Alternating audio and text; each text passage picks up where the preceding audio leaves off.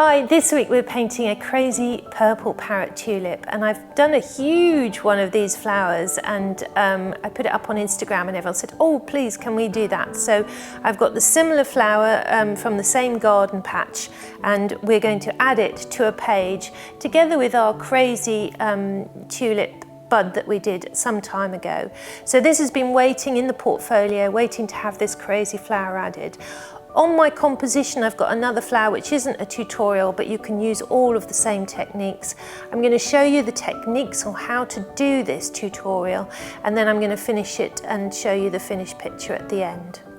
This is a big project, but I've given you two options of how to do the petals. One at the beginning, which is quite soft and painterly, and the other one further on using masking fluid, so you can choose which technique suits you. So why not have a go? This is a beautiful, beautiful project to do, and the end result is such a glorious flower. And don't feel afraid, just have a go. If you don't want to do the whole project, just do one petal.